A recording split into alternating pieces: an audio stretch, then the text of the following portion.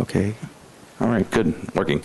All right, well, good morning, everybody. Welcome to the Augmented World event, technical and design track.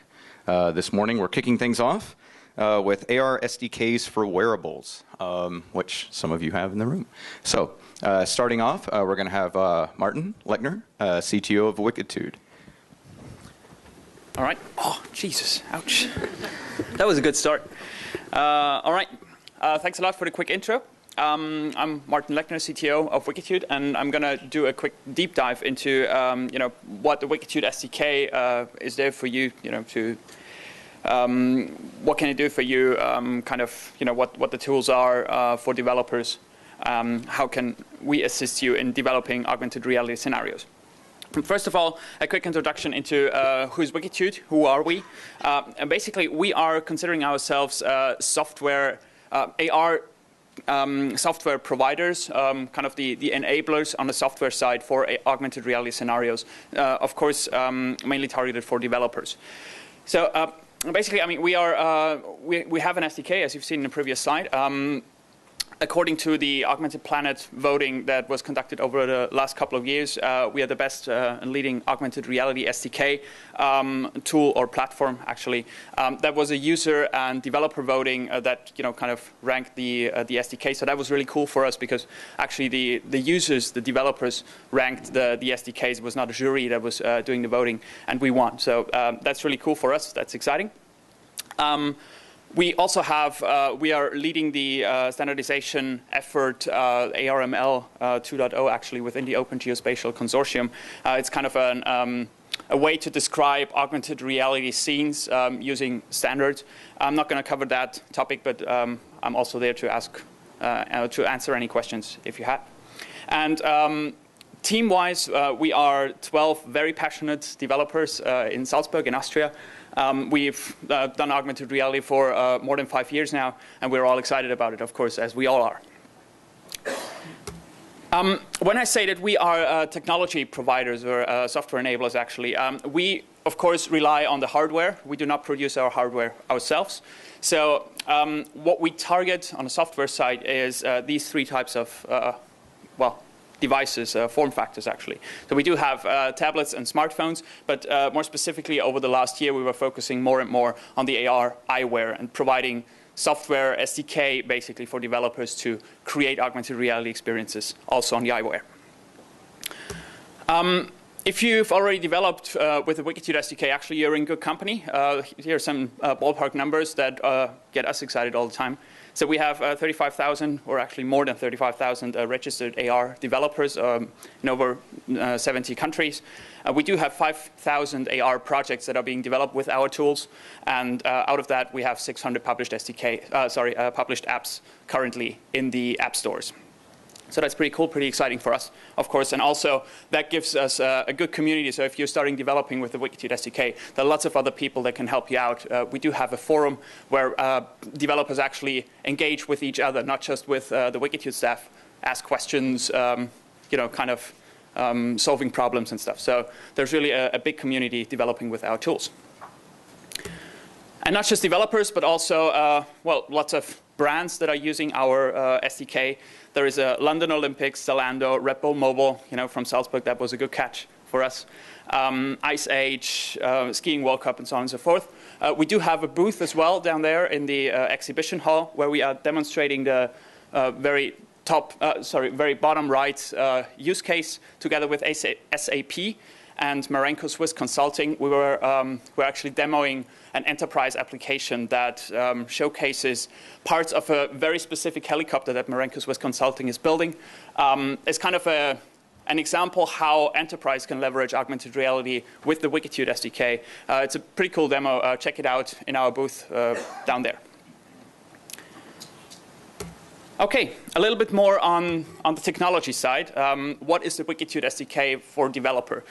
The probably most important thing to remember when you think about the Wikitude SDK, it's a high-level cross-platform SDK.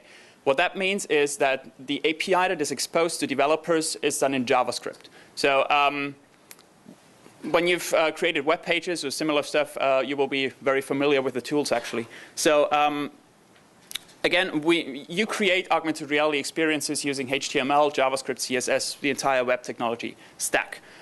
And the SDK basically is available for Android, iOS, and well, the hardware types that I will cover that a bit later. But in general, cross-platform, across Android, across iOS, across the different platforms and form factors, you have the single same API that you can use. So you create your content once, and it will run on all the multiple devices.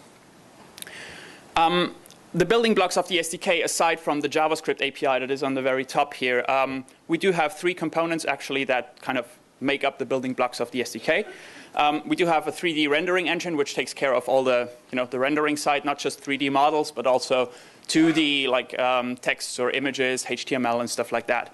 So, actually for you as a developer, you don't have to specifically render stuff. You don't have to use something like OpenGL or something like that. All you do is describe your content, like, render me this image at this particular location, or render me this HTML content on this particular target.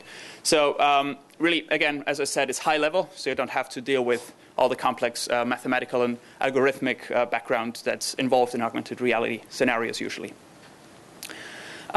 And below that, we have the 2 engines, as we call it, which kind of do the tracking itself. We do have the geo-based augmented reality, and we have image recognition-based augmented reality. You can actually use both together, or one of them, depending on the use case, of course.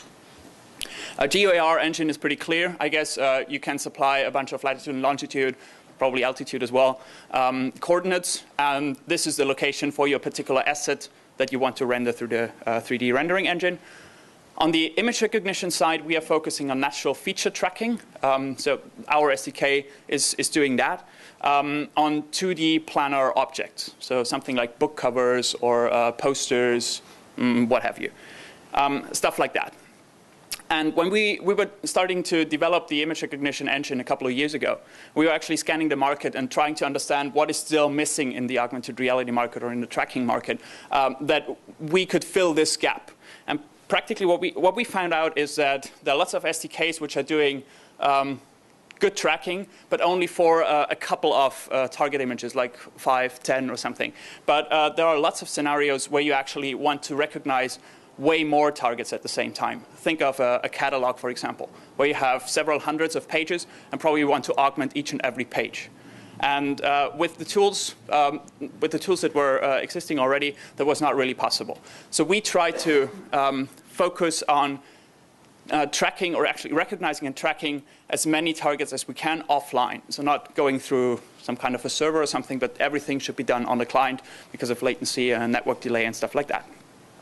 So basically what we came up with is a solution now that allows you to recognize more than 1,000 targets on the device locally. So you don't have to, as I said, go to a server or something. You can actually recognize 1,000 different targets and then track them and put augmentations on it. Saying this, of course, this is kind of a progress.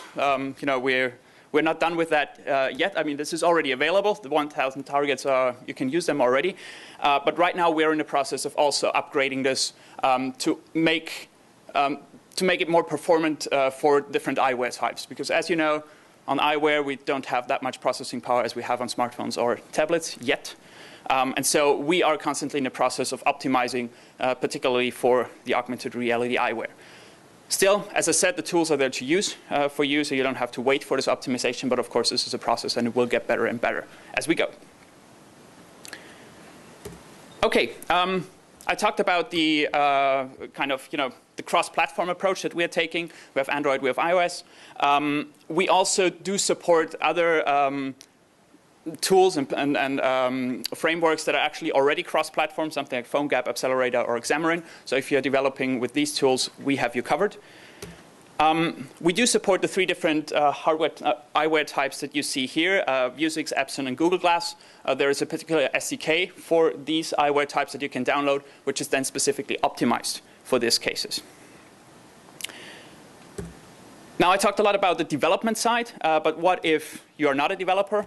Or actually you do not want to start from scratch, or you're looking for a tool to ease the development. We have you covered as well. Here we have a tool that's called the Wikitude Studio, which basically is a content management system for augmented reality content. It's a web page. You go to studio.wikitude.com, and then your in the middle of a CMS, you're actually uploading the targets that you want to augment through kind of a web component. With simple drag and drop, you can add augmentations to it, and then export your project, try it out, run it on a mobile device, go back, change it again, export it, and publish it, basically. So if you're not a developer, this is the tool for you to use, a content management system for augmented reality content. So now, whether you've used the Wikitude Studio or the Wikitude SDK, at some point you have created your project, and now you want to publish it. You want to make it available to the world. We do have different types of publishing methods available for you, depending on what you're actually using.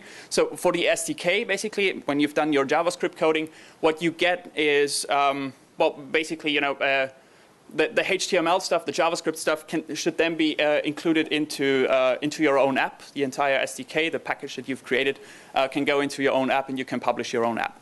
So that's the Wikitude SDK as such. If you're using the Wikitude Studio, you have the same approach, basically. You can download kind of the project code that you've created online. Wikitude Studio auto-generated that, and you can download that afterwards. But there's a second option available as well, which is publishing in the Wikitude application itself. We do have that in store, which basically means that you're getting a link that you can then promote on your particular web page or mobile page or something like that, which we call the AR project link. So when you've created a project in Studio, you get a link, which is a regular HTTP link. For example, http code.wikitude.com/yourcode. You can specify whatever code you want. And with this, and when you put this link on a web page, and the user clicks on it in a mobile browser, then actually the Wikitude application will fire up and will show the content immediately without the user having to do anything else. Of course, you're not limited to use code.wikitude.com. You can also use your own domain and do some redirects if you're familiar with something like Apache or something. So these are kind of the publishing methods that we support, which are there for you to use. And since I only have 1 minute, or actually it's gone, these are the links that you should visit. Basically, these are the 2 most important links. www.wikitude.com/developer. Here you get access to all the tools. You can download the SDK. You can download tutorials, all stuff that eases the development for you, tutorials, sample apps, and so on and so forth. There's also the forum, as I said. You can engage with us. And if you want to try Studio, it's studio.wikitude.com. Both of these things you can try for free. And once you go into a little bit more serious stuff, then we're going to talk. OK, that's it. Sorry, it's, I think, a little bit more than 1 minute. These are my contact details. I will stick around and answer some questions, if you have. Awesome. Thank you. And then we can hold a round of applause until after the questions. I will just ask the next speaker to go ahead and jump up. Yeah, please. And hey, I got a question. First of all, so the toolkit is still like marker-based, first of all, and second, are you going to distribute the slide later on? I got the first question. It's marker-based, well, natural feature tracking-based. So it's not a marker. It's not a QR code or something like that. You can use whatever image you want, like a book cover or something. Do you know what algorithm are you using on the Studio? We have our own algorithms implemented. We don't use any toolkits or something. That's our own IP. So let's say if you have this kind of limitation, so you wear the glass, and then you see the virtual object on top of the real object. Let's say if you put a paper in between, is it the virtual object still behind the paper, or is it on top of the paper? Oh, well, if the paper itself is the image that you want to track, then it will be on top of the page. So this is the image that you want to track. Yeah. And then the virtual object is already on that. And now you put another paper, which is not the target. So the virtual object still underneath, still to the paper, or is it can be on top of the paper, or it can be lost? Yeah. Well, I mean, the augmentation will be on top of everything else, so we don't have any occlusion detection. Yeah. Hi, what is the state of the art in terms of indoor location and doing it markerless just by the position of the person and the orientation of their head? We've done some examples. There are some companies that are providing indoor location SDKs, actually. So if you want to use that, you can combine both our SDK to do the augmentations itself and the other SDKs which do some indoor location using the iBeacons or some other forms of localization. But we are not specifically focusing on indoor location itself. We are more on the augmented reality side. Okay, and then for the sake of time, I'm going to ask everyone else take their questions with Martin a little bit later. But a round of applause, definitely. And thank you for all the work that you. That's a labor of love.